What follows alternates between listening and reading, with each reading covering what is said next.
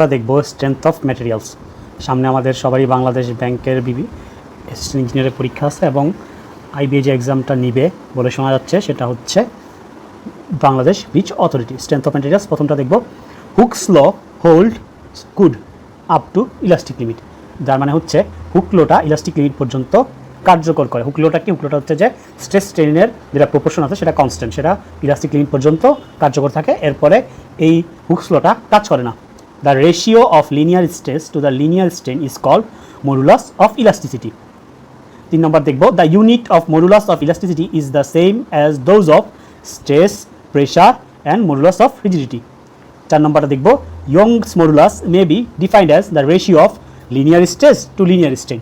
সূত্র থেকে এবং পাশে আমরা চিত্রটা দেখতে পাচ্ছি, স্ট্রেস স্ট্রেনের যে ডায়াগ্রামটা সেখান থেকে আমরা বলতে পারি এটাই হচ্ছে সূত্র। 5 number দেখব, the maximum stress produced in a bar of tapering section is at smaller end. Maximum স্ট্রেসটা স্মলার এন্ডে আসে কারণ ক্ষেত্রফল কম, তাই স্ট্রেসটা অনেক বেশি মাত্রায় আসে। 6 নম্বর দেখব, when a bar is subjected to a change of temperature and its deformation is prevented, the stress induced in the bar is thermal stress. তাপমাত্রার জন্য যে স্ট্রেসটা কোনো একটা লোহার বারের মধ্যে ডেভেলপ করে সেটাকে থার্মাল স্ট্রেস বলা হয়। The poison ratio for cast iron varies from 0.25 to 0.33। মুখস্থ। এই কোশ্চেনটা খুব বেশি ইম্পর্টেন্ট এবং প্রায় পরীক্ষায় আসে। The relation between Young modulus and bulk modulus is K equal to M E by 3 into M minus 2। মুখস্থ, কারণ এটা সরাসরি পরীক্ষা আসে।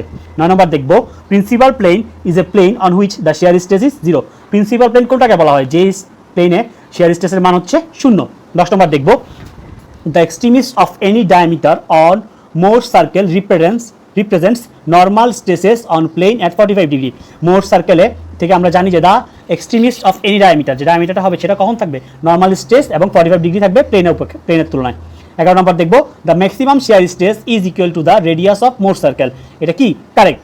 12 নম্বর দেখব, the energy store in a body when strained within elastic limit is known as strain energy. স্ট্রেইনের কারণে একটা বডিতে যে পরিমাণ এনার্জি জমা হয় সেটাকে কি বলা হয়? স্ট্রেইন এনার্জি বলা হয়।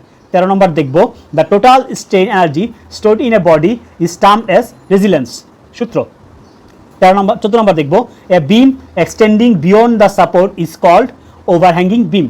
আমরা ওভারহ্যাঙ্গিং বিমের চিত্র দেখলেই বুঝবো যে ওভারহ্যাঙ্গিং বিমটা হচ্ছে কি? সাপোর্ট থেকে সাপোর্টের বাইরে গিয়েও সেটা থাকে। 15 নম্বর দেখব, an overhanging beam must overhang on both side. কথাটা কি সত্যি? হ্যাঁ, সত্যি। A fixed beam is one which is fixed at both of its end. Fixed beam কখন হবে? যখন তার দুই পাশে সাপোর্ট দ্বারা ফিক্স থাকবে এবং এর বাইরে যাবে না। 17 নম্বর দেখব, the bending moment at a point on a beam is the algebraic sum of all the moments on their side on the point. আমরা জানি যে আমরা বিভিন্ন মোমেন্টাম বের করতে গেলে summation of M, summation of F X, summation of F Y নেই, তাই এটা কী হবে? সাম হবে। 18 নম্বর দেখব, when a load on the free end of a cantilever beam is increase failure will occur at the fixed end. যদি একটা এরকম হ্যাঙ্গিং ক্যান্টিলিভার বিম থাকে, ওই এই যে এল যেখানে আছে সেখানে যে প্রেশার দেওয়া হয়, যেখানে সাপোর্টটা থাকে সাপোর্টে কী হয়? ভাঙনটা শুরু হয়, মানে স্ট্রেসটা ফেইলিওরটা কোথায় হয়? যেখানে সাপোর্ট আছে সেখানে হয়। 19 নম্বর দেখব, the bending moment of a cantilever beam of length L and carrying a uniformly distributed load of W per unit length is 0 at the free end. চিত্র থেকে আমরা দেখছি যে এরকম যদি ক্যান্টিলিভার বিম থাকে, ইউনিফর্ম ডিস্ট্রিবিউট লোড থাকে, ডান দিকে দেখব, ডান দিকে লোডের মান কত? 0। 20 নম্বর দেখব, the bending moment of a cantilever beam of length L and carrying a uniformly distributed load of W per unit length W L square by 2 at the fixed end. এটা আমরা ছবি থেকে জানতে পারি। যেমন আমাদের প্রত্যেকটা ম্যাটেরিয়ালস বইয়ে বা মেকানিক্স বইয়ের লাস্টে একটা ছবি থাকে যেখানে সবগুলোর মান দেওয়া থাকে। 21 নম্বর দেখব, the bending moment diagram of a simply supported beam loaded in its centre is an আইসোস্কেল ট্রায়াঙ্গেল। এই আমরা পাশের চিত্র থেকে দেখতেছি, এটা হচ্ছে কি? আইসোস্কেল ট্রায়াঙ্গেল। 22 নম্বর দেখব, the point of a contraflexure is a point when bending moment change in sign. Contraflexure point কোনটাকে বলা হয়? যখন আমরা বেন্ডিং মোমেন্টের চিত্রটা আঁকবো এবং যেই পয়েন্টে বেন্ডিং মোমেন্ট নেগেটিভ থেকে পজিটিভে আসবে, যেই পয়েন্টটা, সেটাকে কি বলা হয়? কন্ট্রাফ্লেক্সর পয়েন্ট বলা হয়। এখানে কালো কালি দিয়ে দেখানো হয়েছে। আমরা 23 নম্বর দেখব, the section modulus of a rectangular section about an axis through the centre of gravity is BD square by 6। আমরা সূত্র মুখস্থ।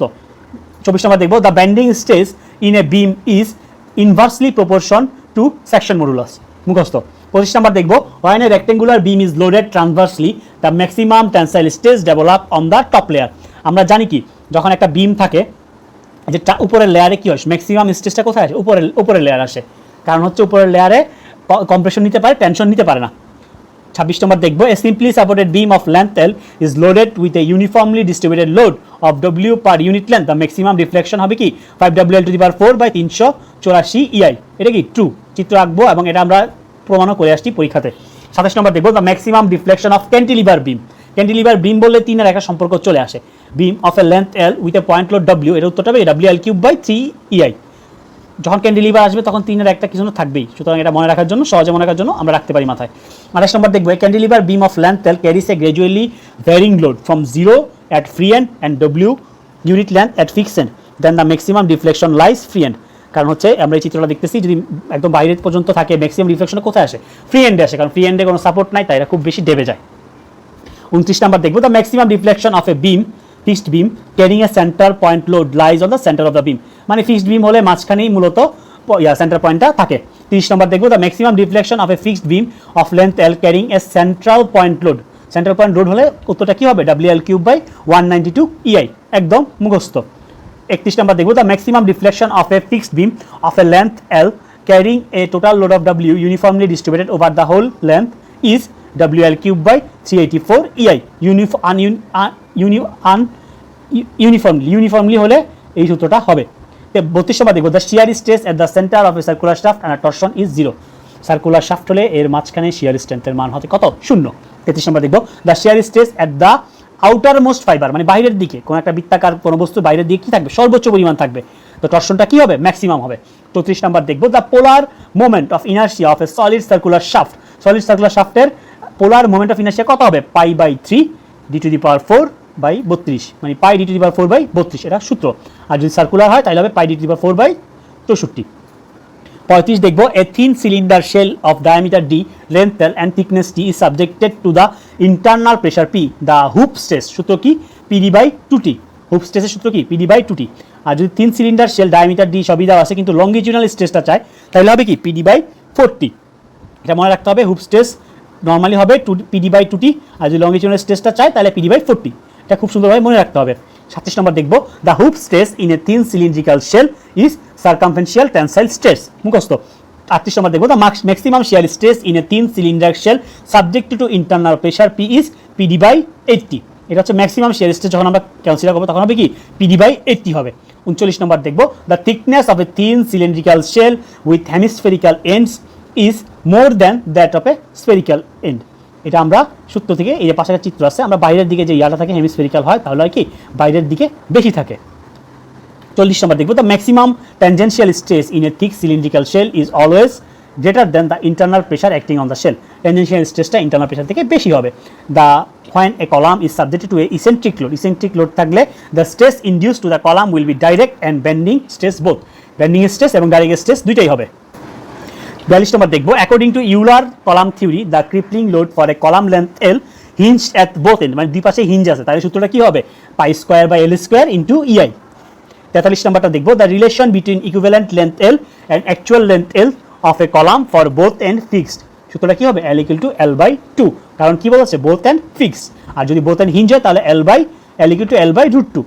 44 অবজেক্টটা সেটাই বলা হয়েছে, যদি ওয়ান এন্ড ফিক্স এবং আদার এন্ড হিঞ্জ হয় তাহলে সূত্র হবে কি L=L/√2। 45 নম্বর দেখবো, the column whose slenderness ratio is less than 80। 80 থেকে যদি স্ল্যান্ডারনেস রেশিও কম হয় তাহলে সেটা কি শর্ট কলাম, 80 থেকে বেশি হলে সেটা কি long column. Euler formula holds good only for long column. Euler ফর্মুলাটা কিসের জন্য কাজ করে, সবসময় লং কলামের জন্য কাজ করে, শর্ট কলামের জন্য কাজ করে না। শর্ট কলামের জন্য the ranking method holds good for both short column and long column. Ranking যে মেথডটা আছে সেটা বোথ শর্ট কলামের জন্য কাজ করে, লং কলামের জন্য কাজ করে। 48 নম্বর দেখবো, a reinforcement cement concrete beam is considered to be made of heterogeneous material. তার মানে কি বিভিন্ন ধরনের ম্যাটেরিয়াল দিয়ে একটি বিম তৈরি করা হয়, এগ্রিগেট থাকে, fine aggregate, course aggregate, cement থাকে, রিইনফোর্সমেন্ট থাকে, তাই এটা কি হেটারোজেনাস ম্যাটেরিয়াল। 49 নম্বর দেখবো, the stress at which the extension of material takes place more quickly as compared to the increase in load is called yield point, সূত্র। 50 নম্বর দেখবো, the ductility of the material decreases with the decreases of percentage of elongation of a specimen under tensile stress। যদি একটা জিনিসের elongation বাড়তে থাকে তার ductility কি হয়, আস্তে আস্তে কমতে থাকে, কারণ যখন সে অলরেডি লম্বা হয়ে গেছে তার ডাক্টিলিটি কি হয়েছে, অলরেডি সে হারাই ফেলছে, তাই যত এটা আমরা লম্বা করবো তার ডাক্টিলিটি কমে যাবে।